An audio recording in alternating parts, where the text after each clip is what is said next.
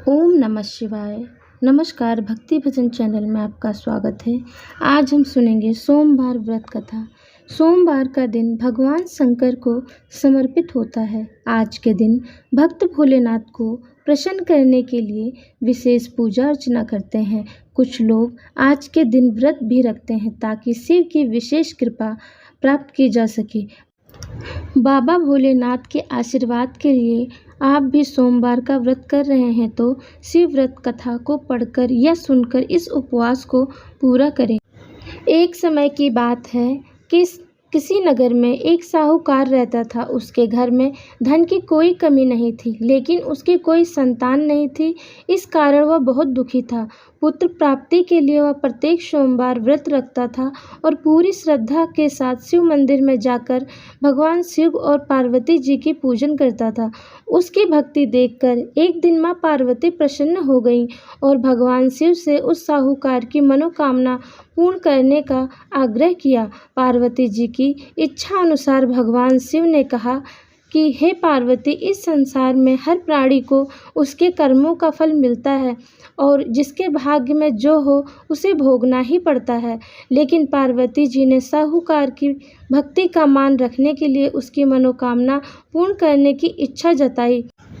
माता पार्वती के आग्रह पर शिव जी ने साहूकार को पुत्र प्राप्ति का वरदान तो दे दिया, लेकिन साथ ही यह भी कहा कि उसके बालक की आयु केवल 12 वर्ष होगी। माता पार्वती और भगवान शिव की बातचीत को साहूकार सुन रहा था। उसे ना तो इस बात की खुशी थी और ना ही दुख। वह पहले की भांति शिव की पूजा करता रहा। कुछ समय के बाद साहूकार के घर एक पुत्र का जन्म हुआ। जब वह बालक 11 वर्ष का हुआ तो उसे पढ़ने के लिए काशी भेज दिया गया। साहूकार ने पुत्र के मामा को बुलाकर उसे बहुत सारा धन दिया और कहा कि तुम इस बालक को काशी विद्या प्राप्ति के लिए ले जाओ और मार्ग में यज्ञ कराना। जहाँ भी यज्ञ कराओ वहाँ ब्राह्मणों को भोजन कराते और दक्षिणा देते हुए जाना। दोनों मामा भांजे इसी तरह यज्ञ कराते और ब्राह्मणों को दान दक्षिणा देते काशी की ओर चल पड़े।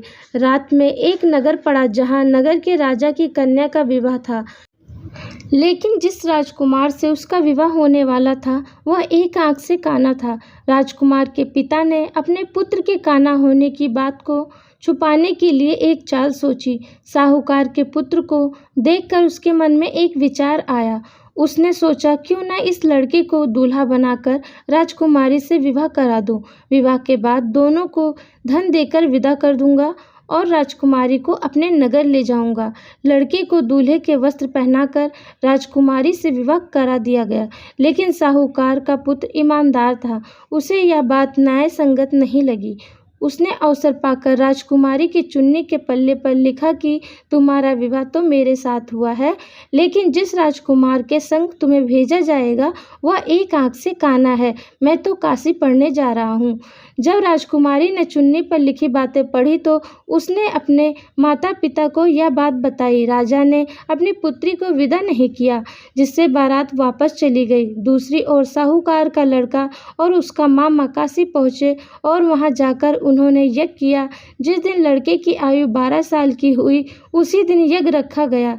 लड़के ने अपने मामा से कहा कि मेरी तबीयत कुछ ठीक नहीं है। मामा ने कहा कि तुम अंदर जाकर सो जाओ।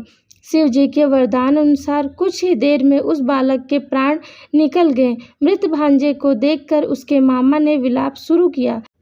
संयोगवश उसी समय शिव जी और माता पार्वती उधर से जा रहे थे। पार्वती ने भगवान से कहा, स्वामी, मुझे इसके रोने के स्वर सहन नहीं हो रहा है। आप इस व्यक्ति के कष्ट को अवश्य दूर करें। जब शिव जी मृत बालक के समीप गए तो वह बोले कि यह उसी साहूकार का पुत्र है जिसे मैंने 12 वर्ष की आयु का वरदान दिया। अब इसकी आयु पूरी हो चुकी है। लेकिन मातृभाव से विभोर माता पार्वती ने कहा कि हे महादेव, आप इस बालक को और आयु देने की कृपा करें, अन्यथा इसके वियोग में इसके माता पिता भी तड़प तड़प कर मर जाएंगे। माता पार्वती के आग्रह पर भगवान शिव ने उस लड़के को जीवित होने का वरदान दिया। शिव जी की कृपा से वह लड़का जीवित हो गया। शिक्षा समाप्त करके लड़का मामा के साथ अपने नगर की ओर चल दिया।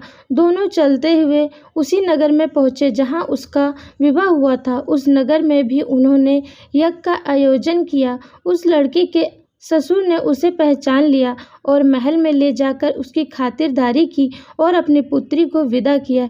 इधर साहूकार और उसकी पत्नी भूखे प्यासे रहकर बेटे की प्रतीक्षा कर रहे थे। उन्होंने प्रण कर रखा था कि यदि उन्हें अपने बेटे की मृत्यु का समाचार मिला तो वह भी प्राण त्याग देंगे, परंतु अपने बेटे के जीवित होने का समाचार पाकर वह बेहद प्रसन्न हुए। उसी रात भगवान शिव ने व्यापारी के स्वप्न में आकर कहा कि हे श्रेष्ठी, मैंने तेरे पुत्र सोमवार के व्रत करने और व्रत कथा सुनने से प्रसन्न होकर तेरे पुत्र को लंबी आयु प्रदान की है।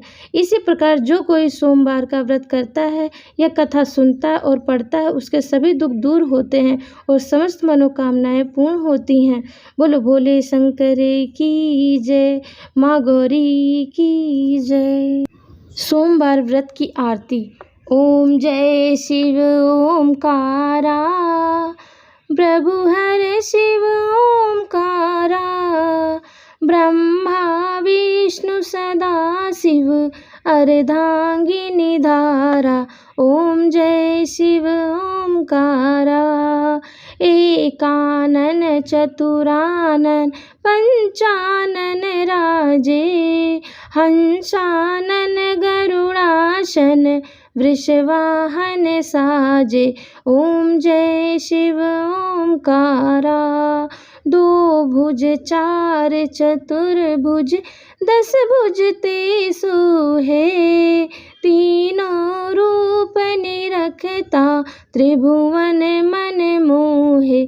ओम जय शिव ओमकारा, अचमाला वनमाला मुंडमाला धारी, चंदन मृग मद सोहे भाले शशिधारी। ओम जय शिव ओमकारा, श्वेतांबर पीतांबर बागांबर अंगे, सनकादिक ब्रह्मादिक भूतादिक संगे। ओम जय शिव ओमकारा, कर में श्रेष्ठ कमंडल चक्र त्रिशूल धरता, जग करता जग हरता जग पालन करता। जय शिव ओमकारा, ब्रह्मा विष्णु सदा शिव जानत अविवेका, प्रणवाक्षर के माध्य ये तीनों एका। ओम जय शिव ओमकारा, त्रिगुण शिव जी की आरती जो कोई नर गावे, कहत शिवानंद स्वामी मन वांछित फल पावे। ओम जय शिव ओमकारा, प्रभु हर शिव ओमकारा।